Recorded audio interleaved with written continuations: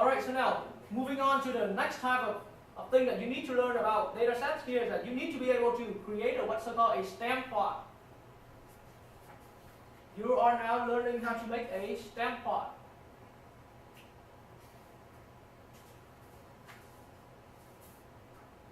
Okay?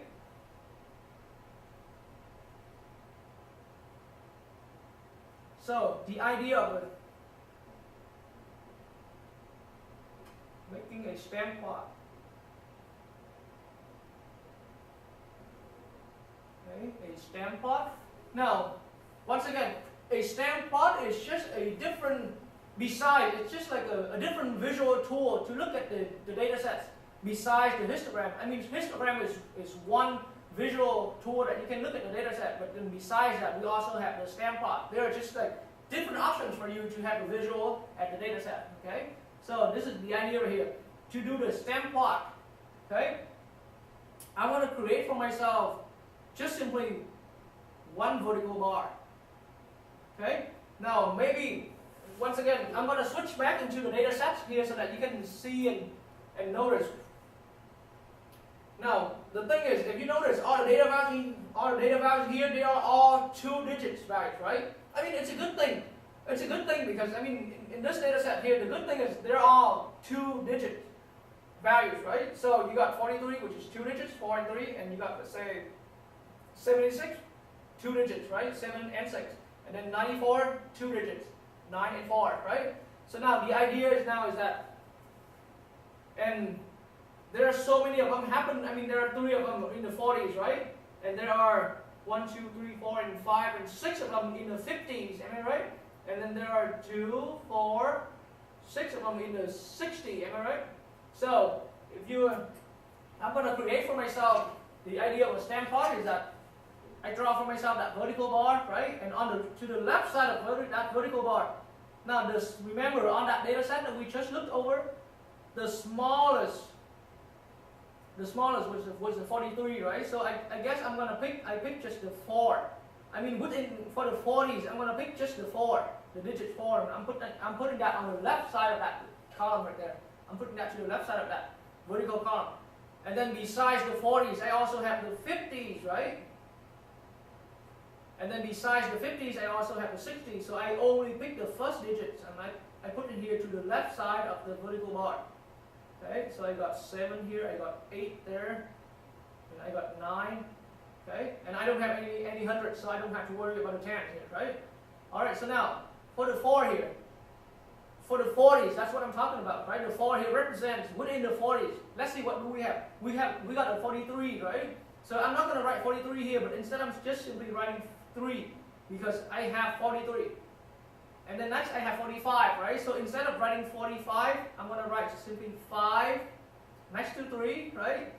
And to the right of the vertical column here. So then that's why at this point here, you can now once again see how important that is that you have already sorted out your data set. Because otherwise you're going to have to spend a lot of effort looking and counting how many 40s there are. Okay? So that's why once again the whole point I'm trying to tell you. I mean, it's extremely important that you can sort out your data set in increasing order so that it can help you count quickly and get things quickly, right? And so now in the 40s, besides 43 and 45, we also have a 47. So I'm going to write it right there.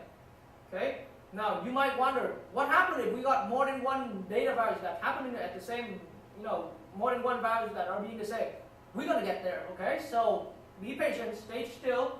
So now, moving on to the 50s, we got to the 50s, right? We got the 50, so I'm going to put a 0 here.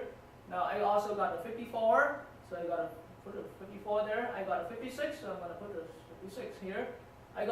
Now see, this time your concern is about the repeated value, right? I got 2 57s. So am I going to write the 7s here 1 time or 2 times? The answer is 2 times. So you technically just write it out as many times as it's repeated. Okay, so I have 2 7s here. Okay, and that is because I have 2 57. I have 2 57, 1 57, and 2 57. Right? And then aside from that 57, I also have a 59. So now I just simply write the 9 right there. Okay. All right. So now I'm quickly filling my remaining of the tape of my stem plot. I'm going to have 3, I got 4, I got 6 here, and I got 7 and 8. Okay, and then for the 70s, I got 1, 3, 4, and 2 5s, and then I got 6, because I got 376, and I got the 7, and then 8, and I got a 9. Right, and then in the 80s, I have created for myself, let's see, what is it? It's 0, 1, 2, 2, 4, 4, 7, 8. Okay, so I got 9 of those, and in my last in the 90s, I got 2, 3, 4, and 4. Okay, so this is your stamp plot. Okay, now why is it called a stamp plot? I mean, you can think of it looks like a tree, doesn't it? I mean, the tree here has a stem and then leaves, right? I mean, that's so. This part right here, this part to the left side of the vertical bar right there, that part right where I just circled right there, we call that the stamp. Okay, I mean, you might have seen how a tree looks like, right? I mean, imagine that your stamp plot here, it looks kind of like a tree, isn't it? So these are the stamps that are holding the leaves. And so now, this side right here, all these parts right here, they are the leaves. Okay, so now, these are the leaves. Okay, now this first row right here is the leaves in the 40s stamp. Okay, that's the way how, we put it. Okay, that's the way how it's being termed right there.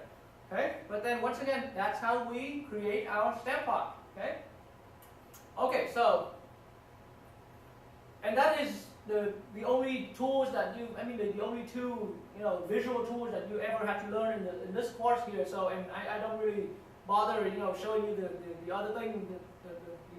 I mean, of course there's more, but then for the purpose of this class here, we don't need to go more than just these two basic plots right there. So this is where we're done with getting the visual sense of that. Okay, so now